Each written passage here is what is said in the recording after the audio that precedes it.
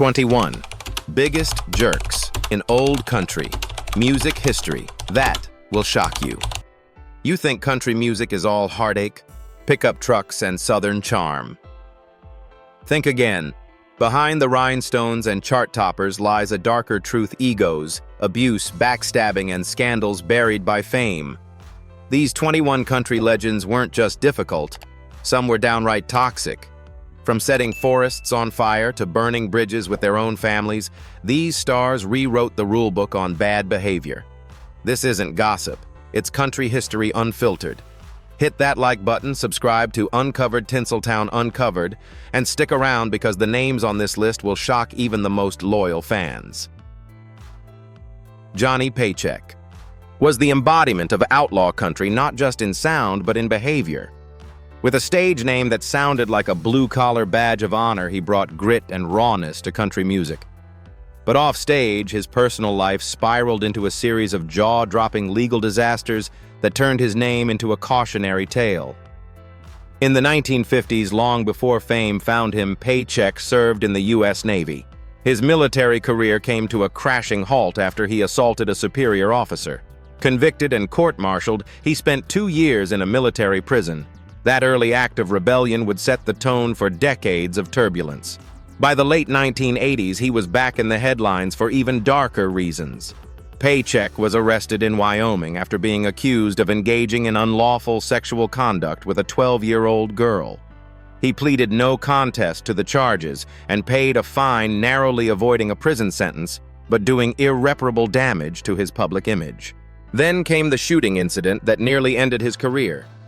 In a bar altercation in Ohio in 1985, Paycheck pulled a .22 pistol and shot a man in the head at point-blank range.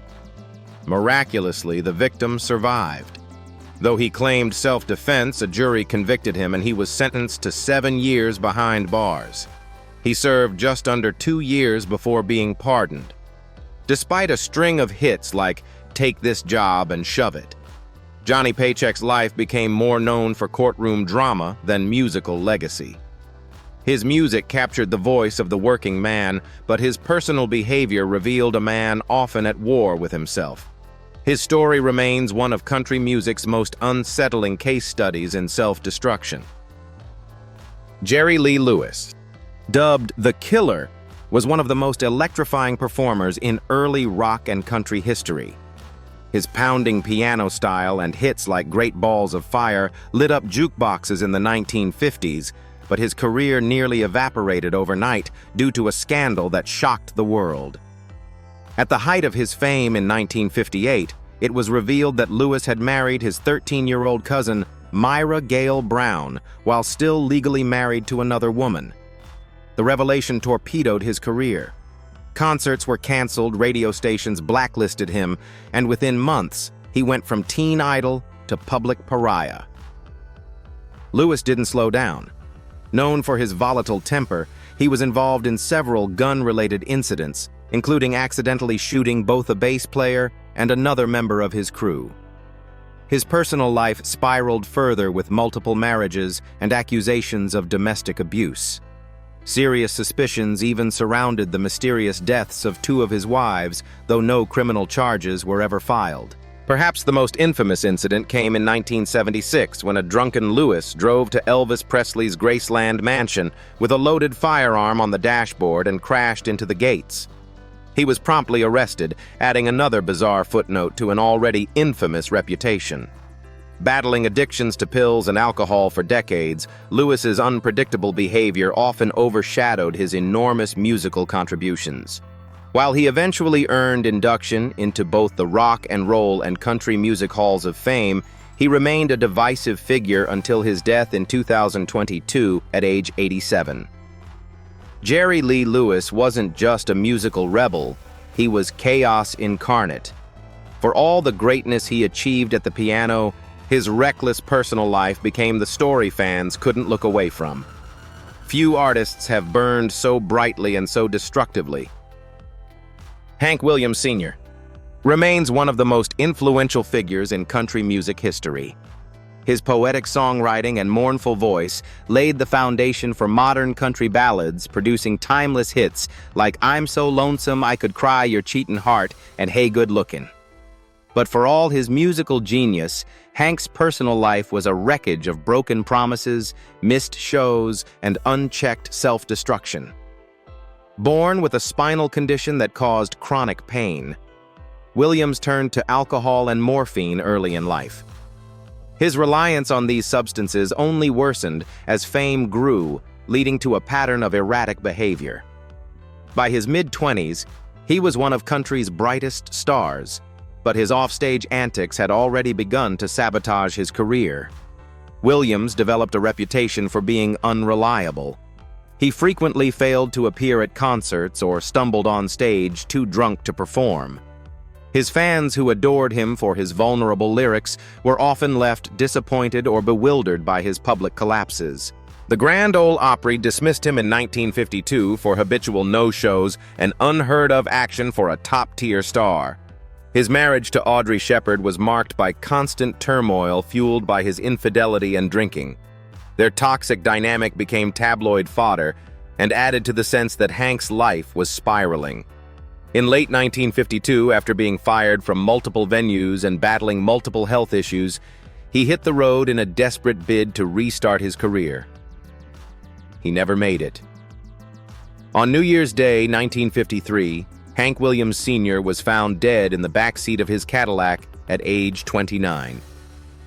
Officially, heart failure was blamed, but drugs, alcohol, and chronic stress undoubtedly played a role. Despite his short life, Williams's legacy is colossal. Yet behind every aching lyric was a man tormented by addiction, volatility, and the kind of pain that no song could ever fix. George Jones, known as the Possum, carved out a monumental place in country music with his haunting voice and masterful phrasing. With over 150 hits and a career that spanned 5 decades, Jones became a legend. But for many fans and industry insiders, he was just as famous for his unreliability, explosive temper, and penchant for disappearing acts. Throughout the 1970s and 80s, Jones earned the nickname No-Show Jones due to his chronic habit of skipping concerts, often without explanation. Whether he was drunk high or simply unwilling to show up, it didn't seem to matter. Promoters and fans bore the brunt, sometimes left waiting in packed venues, while Jones remained untraceable. His self-sabotage cost him not only financially, but also professionally, damaging his credibility at a time when his career could have soared even higher. Substance abuse controlled much of his life. At his worst, Jones would reportedly talk to imaginary figures and binge on cocaine and alcohol for days. His third wife, fellow country star Tammy Wynette, once claimed she had to drive a lawnmower down the highway to track him down after he vanished with their car, an image that became symbolic of his erratic lifestyle. His most infamous tantrum came during the 1999 Country Music Association Awards, where he refused to perform a shortened version of his song Choices. Alan Jackson protested on Jones's behalf by walking off stage mid-performance, a rare moment of peer solidarity. Even in later years, Jones seemed to embrace his rebellious image rather than reform it. He softened with age, but many scars from years of chaos remained. George Jones's voice may have made him immortal, but his off-stage behavior made him infamous. He sang about heartache and regret, and in many ways he lived them more than anyone ever should. Lefty Frizzell was a pioneering force in country music whose vocal style influenced legends like George Jones, Merle Haggard, and Willie Nelson. Known for his smooth phrasing and heartfelt lyrics, he brought emotional depth to hits like If You've Got the Money, I've Got the Time, and I Love You 1,000 Ways. Yet behind the iconic voice was a personal scandal that haunted his legacy and left fans questioning the man behind the microphone. In 1947, at just 19 years old, Frizzell was arrested in Texas and convicted of statutory rape for being involved with an underage girl. Rather than expressing deep remorse or publicly seeking redemption, Frizzell reportedly spent much of his time in jail writing music. One of those songs, I Love You a Thousand Ways, became his first hit after release and was ironically written as an apology to his wife. Following his release, Frizzell tried to restart his life working briefly in the oil fields before returning to music. While he regained success, the nature of his crime was never far from conversation. In a time when the country music industry largely brushed past personal misconduct, Frizzell's offense was downplayed by fans and promoters, allowing him to re-enter the spotlight with little public accountability. Despite his contribution to the genre, Frizzell's later years were marked by erratic behavior and alcohol abuse. He often clashed with record labels, missed gigs, and failed to adapt as the industry changed. By the early 1970s, his chart presence had all but vanished. Frizzell died in 1975 at age 47 from a massive stroke brought on by years of heavy drinking. While his voice remains immortalized in the DNA of country music, the darker chapters of his past are a sobering reminder that talent doesn't excuse moral failure, especially when the harm caused remains unacknowledged. David Allan Coe was the epitome of the outlaw country movement, rough, unapologetic, and constantly at odds with mainstream Nashville. A gifted storyteller with hits like You Never Even Called Me by My Name and The Ride Coe was both admired for his authenticity and condemned for his extremism. But his reputation as a rebel wasn't just an act. It came with a long history of violence, controversy, and racist content that deeply divided fans and critics alike. Before music, Coe spent much of his youth in reform schools and prisons. He claimed to have served time for murder, though public records don't confirm this, and often exaggerated his criminal background to build his persona. After release, he busked on Nashville's sidewalks until he earned a deal with a small label, eventually breaking into the country charts in the 1970s. But Coe's success was frequently overshadowed by his lyrics. He self-released multiple albums featuring explicitly racist, sexist, and homophobic language, including songs with slurs and violent themes. While he insisted these were intended as jokes, the backlash was swift and lasting. Even other outlaw legends like Johnny Cash and Willie Nelson distanced themselves, uncomfortable with the ugliness of Coe's unfiltered expression. His combative attitude extended beyond lyrics. Coe regularly feuded with promoters' labels and fellow artists, refusing to play by industry rules. He often accused Nashville of censorship and claimed to be blackballed by radio stations, blaming his rejection on politics rather than his offensive material. Though his musical talent and influence are undeniable, David Allan Coe remains one of the most polarizing figures in country music history. His refusal to apologize or evolve has cemented his status not as a misunderstood artist, but as someone who weaponized rebellion at the cost of decency. Porter Wagoner was a rhinestone-clad symbol of country music's golden age. With his high pompadour and sparkling nudie suits, he brought glitz to the Grand Ole Opry and helped shape the sound of Nashville in the 1960s and 70s. His influence extended beyond music. He gave Dolly Parton her first national stage as a regular on the Porter Wagoner Show. But while he introduced her to the world, his treatment of her became one of the genre's most infamous professional betrayals. Their on-screen chemistry masked a growing behind-the-scenes power struggle. As Dolly's star quickly rose, she made the bold decision to leave the show and go solo, a movie Porter deeply resented. What followed was an extended and public falling out. Porter sued Dolly for breach of contract, and legal tensions loomed over both their careers. While Dolly took the high road, even penning "I Will Always Love You" as a farewell to him, Porter refused reconciliation for years. Despite later expressing regret and acknowledging her impact on his career, Wagoner's possessiveness and inability to gracefully support a rising female star cast a shadow over his legacy. Many insiders believed he resented the idea of being outshined by someone he helped elevate. Beyond his feud with Parton, Wagoner was also known to be difficult in the studio, frequently clashing with producers and resisting creative input. His insistence on controlling every detail alienated collaborators and hinted at a deep insecurity behind the flashy exterior. Porter Wagoner remained a fixture at the Grand Ole Opry until his death in 2007, but he's remembered not just for his contributions to country music, but for the bitter legal and personal drama that came to define his most important partnership. His story serves as a cautionary tale of mentorship turned sour. Merle Haggard, often hailed as the poet of the common man, was a cornerstone of country music who turned a troubled past into lyrical gold. With iconic hits like Mama Tried Okie from Muskogee and Sing Me Back Home, Haggard gave voice to working-class America. But while his music resonated with millions, his personal beliefs and public behavior sparked widespread controversy and enduring debate. Born into poverty and raised in Bakersfield, California, Haggard lived what he sang. By age 20, he was serving time in San Quentin for burglary. After receiving a full pardon from Governor Ronald Reagan in 1972, he transformed his image into that of a country outlaw turned redemptive hero. However, redemption didn't necessarily bring reflection. His 1969 hit Okie from Muskogee became a flashpoint. While some listeners saw it as tongue-in-cheek satire, others interpreted it as a mocking, regressive anthem aimed at Vietnam War protesters, hippies, and the counterculture. Haggard offered conflicting takes, sometimes defending it, other times claiming he regretted writing it. That inconsistency only fueled criticism that he capitalized on division.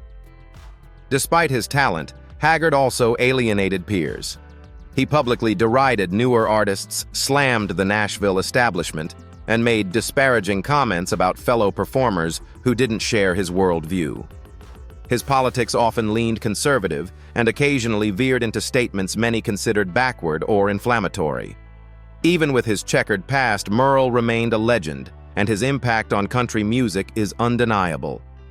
But for every story of blue-collar redemption, there's another of a man unwilling to evolve.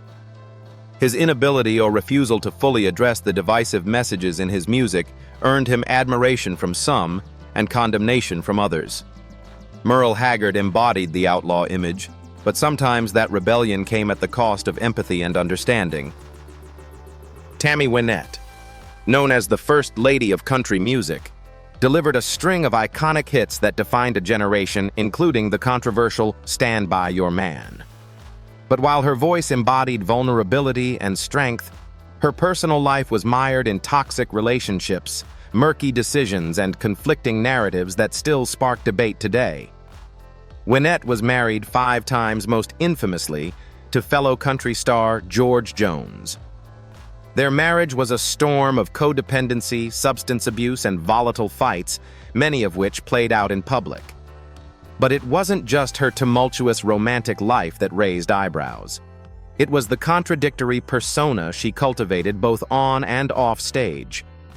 Despite becoming a symbol of feminine sacrifice with "Stand By Your Man," Wynette was hardly passive. She controlled much of her career, made shrewd business moves, and fought for top billing in a male-dominated industry. But behind closed doors, stories of manipulation surfaced. Family members and collaborators alleged she could be emotionally controlling, especially with her daughters. Her daughter, Georgette Jones, later claimed Wynette's need for control left lasting emotional scars. The most disturbing chapter came in 1978 when Wynette reported being kidnapped and beaten by a masked man. The case made national headlines. But years later, her daughter alleged the incident had been fabricated to cover up domestic violence in her marriage at the time. The truth remains contested, but the controversy left a blemish on Wynette's carefully curated image. Even in death drama followed her. A battle over her estate and disputes about how her legacy should be preserved pitted family members against each other. Tammy Wynette's voice made her a legend, but her life was far from the tidy ballads she sang. Her story reveals the complexities of a woman who defied stereotypes while simultaneously reinforcing them, never fully escaping contradiction. Roger Miller was one of country music's most unique voices, witty offbeat and endlessly creative. With hits like King of the Road and Dang Me, he injected humor and quirkiness into a genre often known for heartbreak and tragedy. But behind the lighthearted persona was a man plagued by deep insecurities, a prickly ego and a reputation for dismissiveness that alienated many who tried to work with him. Miller grew up in poverty in Oklahoma, a backdrop that informed much of his songwriting. But as he found fame in the 1960s, he developed a growing disdain for the commercial machine behind Nashville's country scene. He often mocked the genre's traditionalism, which didn't sit well with many of his peers. Though his humor set him apart, it also became a mask, allowing him to dodge emotional vulnerability and at times responsibility. In the studio and on tour, Miller could be short-tempered and erratic. Band members recalled being chastised for minor mistakes or dismissed entirely for challenging his creative direction. His intelligence was undisputed, but so was his arrogance. Critics and collaborators alike noted that Miller often assumed he was the smartest person in any room and wasn't shy about saying so. He was also known to be bitter about his later career. When his commercial success began to fade in the 1970s, Miller became increasingly cynical, lashing out at producers, label executives, and younger artists he felt were inferior. He once turned down lucrative collaborative offers simply because he felt the artists weren't worth his time. Though he later found acclaim for his work on Broadway's Big River, the damage to his personal and professional relationships was already done. Roger Miller was a genius of lyrical wit, but his sharp tongue extended far beyond the microphone, often wounding the very people who once championed his talent. Johnny Cash is remembered as a towering figure in American music. His deep baritone black attire and fierce lyrics earned him the nickname, the Man in Black. But while his songs expressed empathy for the poor and the imprisoned, Cash's real-life behavior was often chaotic, self-destructive, and damaging to those closest to him. Throughout the 1960s, Cash's addictions to amphetamines and barbiturates spiraled out of control. He became infamous for trashing hotel rooms, crashing cars, and disappearing for days. In one of his most notorious incidents, he accidentally caused a massive forest fire in Los Padres National Forest in California after his camper ignited dry brush. The blaze destroyed over 500 acres and killed dozens of endangered condors. When confronted, Cash shrugged, "I don't care about your damn yellow buzzards." His first marriage to Vivian Liberto fell apart amid infidelity, neglect, and substance abuse. Liberto later revealed she suffered verbal abuse and emotional distance as Cash succumbed to fame and pills. Meanwhile, his much-publicized romance with June Carter often overshadowed the damage done to his family during his climb to redemption. Though Cash sang for prisoners and outcasts, he wasn't above public arrogance. He berated opening acts, dismissed younger performers, and demanded preferential treatment. His own son, John Carter Cash, admitted that his father's mood swings and absence during childhood left deep emotional wounds. Even as he became a symbol of spiritual rebirth in the 1990s, Cash often failed to acknowledge the extent of his past behavior. Redemption became a brand, but not always a reckoning. Johnny Cash's music still resonates for its honesty and grit, but his legacy is more complex than his iconic image suggests. He was a man who fought demons but often left others to pick up the pieces while he sang about the pain. Waylon Jennings helped define the outlaw country movement, rebelling against Nashville's polished production in favor of grit, authenticity, and creative freedom. Songs like Good-Hearted Woman and Luckenbach, Texas cemented his legacy. But behind the defiant persona was a man whose unchecked ego, drug addiction, and abrasive personality made him one of country music's most difficult stars to work with. A close friend of Buddy Holly Jennings gave up his seat on the ill-fated plane that crashed in 1959, an event that haunted him for decades. That survivor's guilt, coupled with a deep-seated anger toward the industry, helped fuel years of self-destruction. During the height of his fame in the 1970s, Jennings was reportedly spending up to $1,500 a day on cocaine, often staying awake for days at a time, which made him unpredictable and dangerous on tour. Jennings was notorious for treating band members like expendable crew. He'd fire musicians on a whim, berate sound engineers mid-performance, and storm out of interviews if questions didn't suit his mood. Industry insiders recall Jennings as brilliant but nearly impossible to manage, unwilling to compromise or collaborate even with longtime partners. He also carried a reputation for being dismissive and borderline hostile toward female artists, often downplaying their contributions and reinforcing the male-dominated culture of the outlaw scene. His behavior created a climate of intimidation that many chose to ignore because of his star power. While Jennings did eventually clean up thanks in part to the support of his wife Jessie Coulter, he never fully acknowledged the hurt he caused others. He preferred to romanticize his bad behavior as part of the outlaw brand. Waylon Jennings may have fought for artistic freedom, but he too often used that freedom as a shield for cruelty and control. Willie Nelson is widely beloved as country music's laid-back philosopher, the pony-tailed patron saint of peace pot and progressive politics.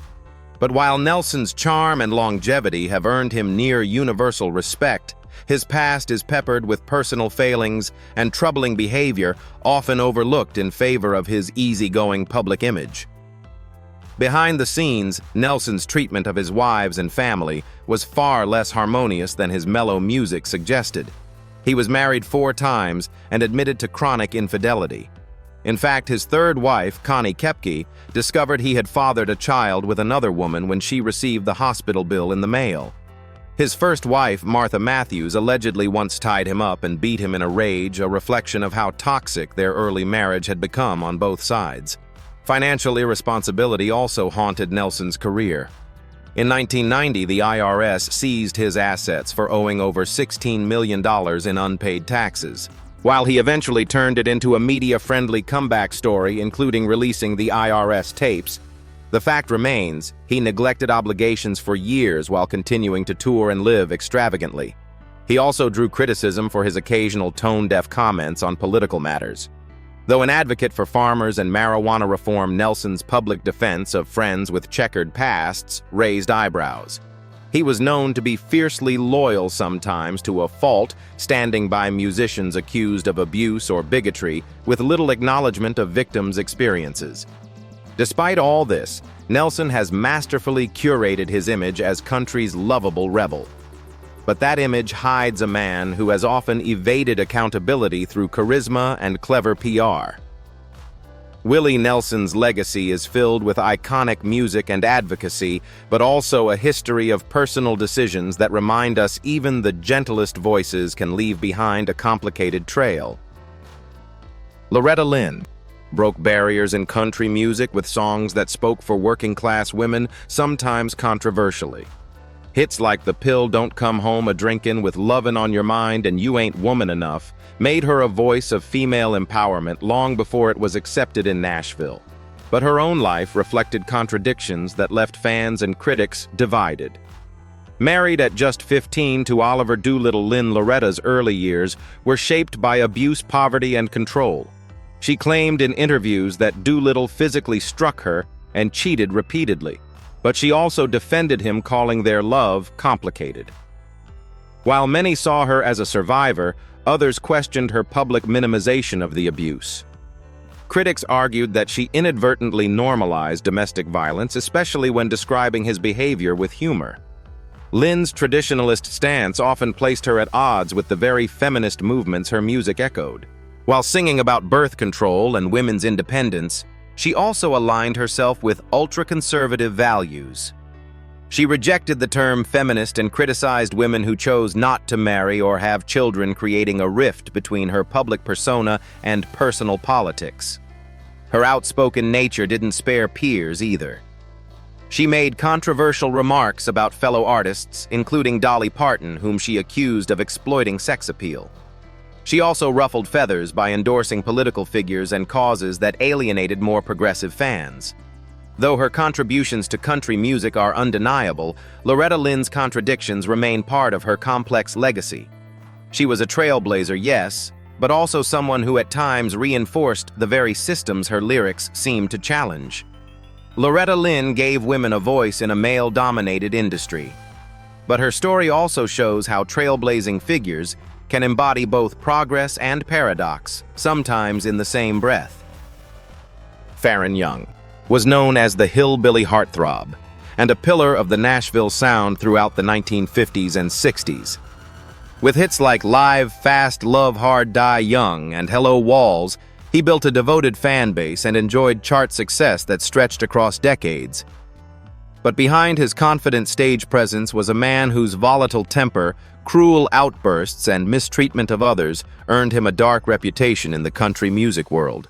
Young was notorious for his abrasive, often vulgar personality. He insulted fans, berated band members, and mocked fellow musicians, both in private and on stage. Alcohol exacerbated his behavior. Drunk outbursts at industry events were frequent, and his behavior was so unpredictable that promoters and venues began to distance themselves from him in the 1970s. One of the most disturbing incidents involved a female fan at a concert in the late 1970s whom he groped in public. When she took legal action, Young reportedly showed no remorse and laughed it off in interviews. His treatment of women in general was often criticized. He made lewd remarks on stage and was known to demean female singers behind the scenes, even as he maintained a public image as a charmer. Despite his decline in popularity, Young remained bitter and combative. He frequently lashed out in interviews about the newer generation of country stars, claiming they lacked talent and authenticity. The bitterness consumed him in later years as the spotlight dimmed and he struggled to stay relevant. In 1996, after years of declining health and alienation from much of the industry, Faron Young took his own life.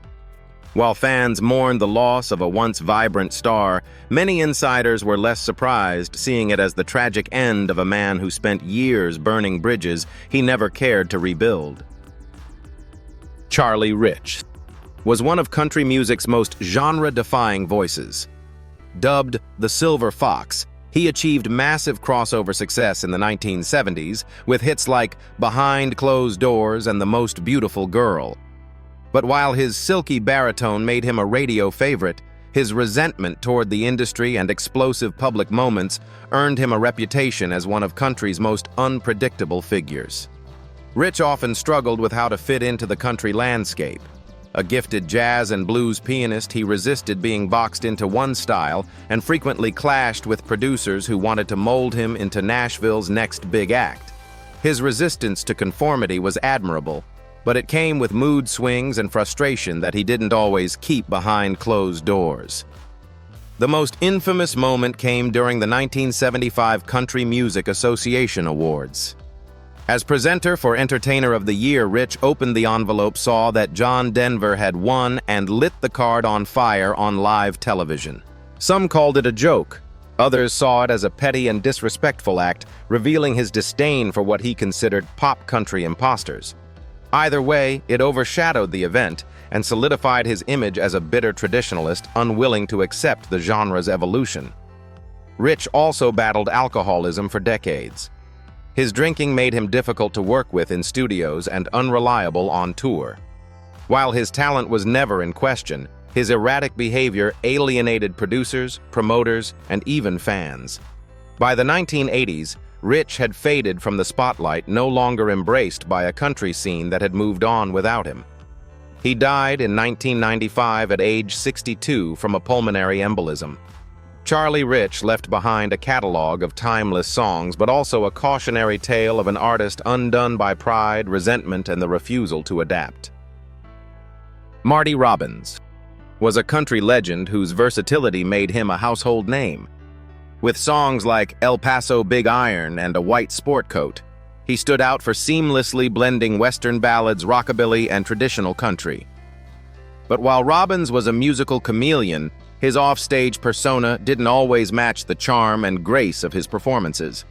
Known for his fierce competitiveness and deep paranoia about being overshadowed, Robbins often clashed with other artists and producers. He reportedly disliked sharing the spotlight, even once refusing to perform if another major act was headlining.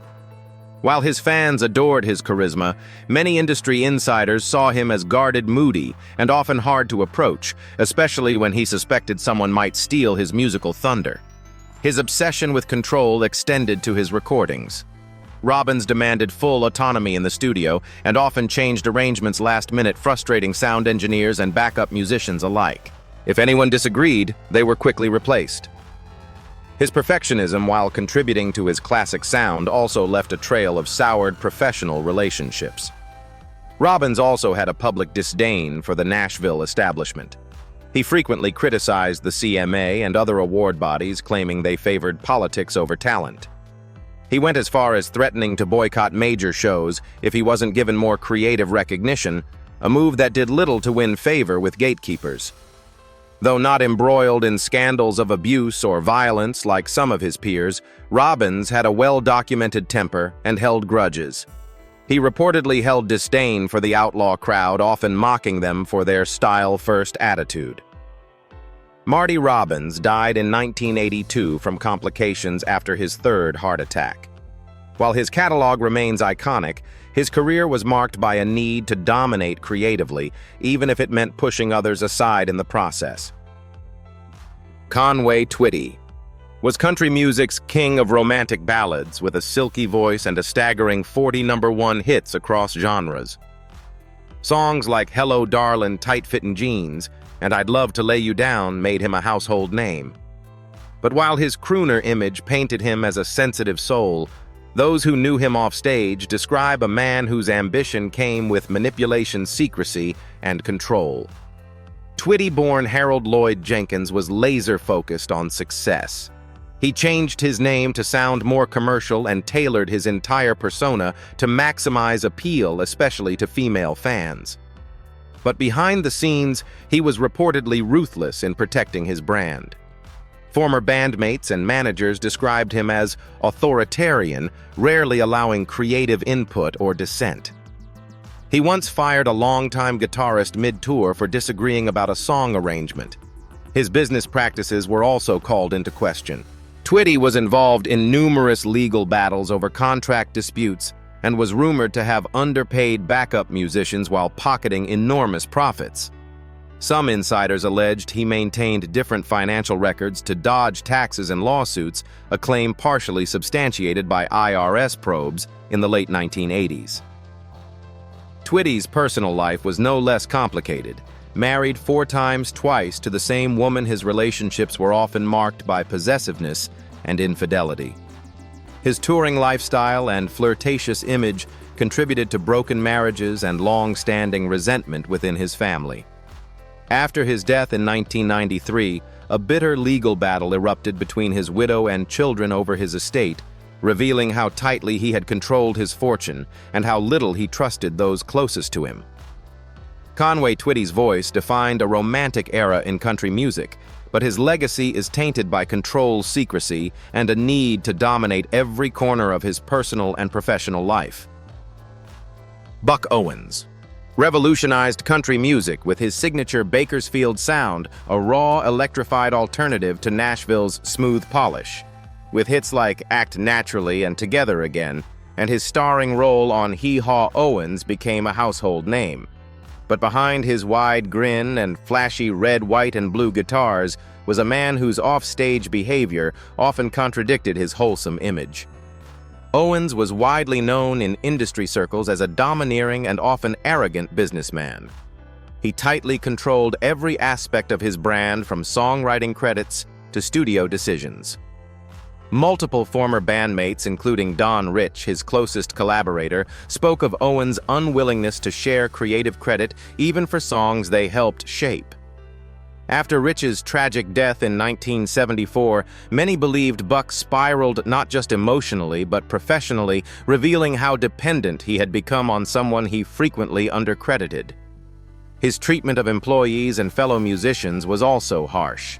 Numerous ex-band members recounted being underpaid, denied royalties, or simply discarded when they no longer served his vision. In one notable instance, Owens reportedly blacklisted a promising young artist from Capitol Records after a minor dispute derailing their career for years. Despite his role on Hee Haw, Owens hated the show's format and made it known.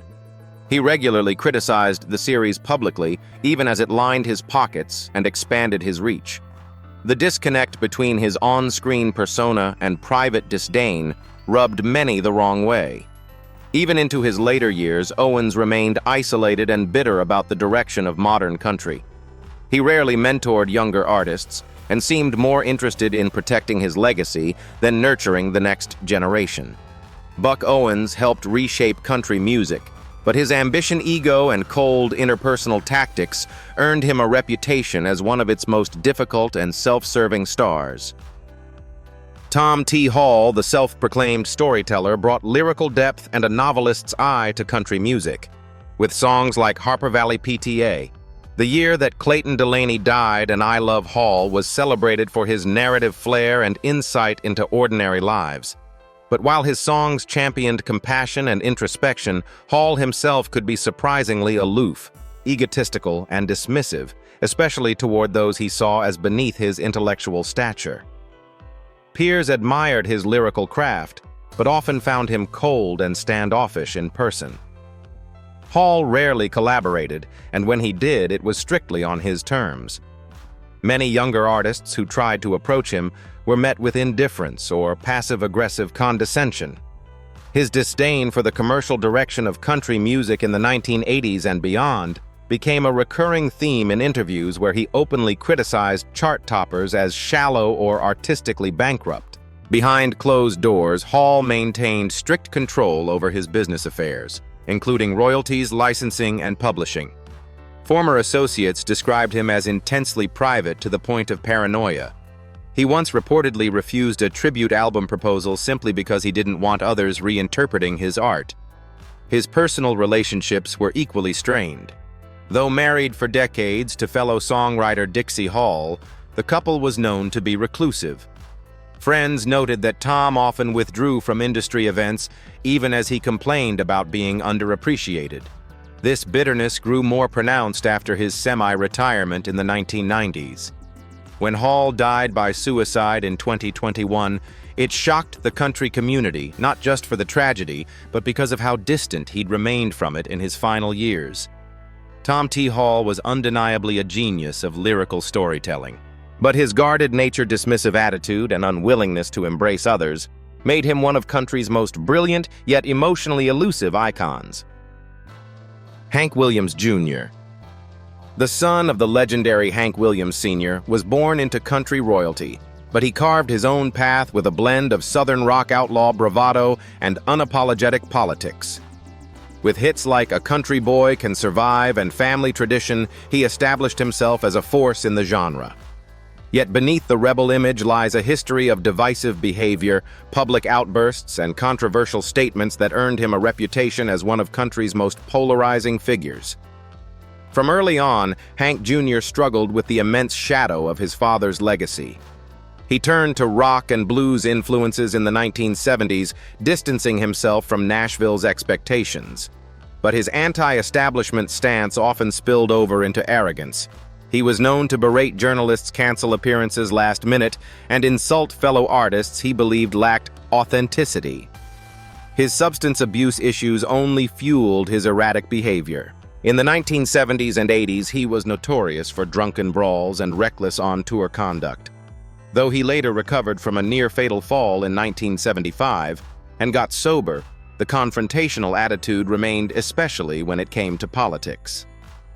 Hank Jr. has made a string of incendiary public comments, most notably in 2011, when he compared President Obama to Hitler during an appearance on Fox and Friends. The backlash led ESPN to drop his iconic Monday Night Football theme song, ending a 20-year partnership. Rather than apologize, he doubled down, releasing a song titled "Keep the Change," mocking his critics and the media. He has since aligned himself with far-right causes and continued making divisive remarks, alienating a large portion of his fan base while doubling down on culture war rhetoric. Critics argue his legacy has been overshadowed by the anger he wears as a badge of honor. Hank Williams Jr. built a career on rebellion, but often that rebellion curdled into resentment, alienation, and controversy. So were these country icons misunderstood rebels, or just jerks hiding behind guitars and fame? Their music may have shaped a genre, but their behavior left a lasting stain. At Uncovered Tinseltown Uncovered, we don't just celebrate talent, we confront truth. Which of these legends do you think deserves redemption? and who should finally be held accountable? Drop your thoughts in the comments and don't forget to like, share, and subscribe for more bold, honest stories that cut through the myth. Because behind every legend, there's a legacy worth re-examining.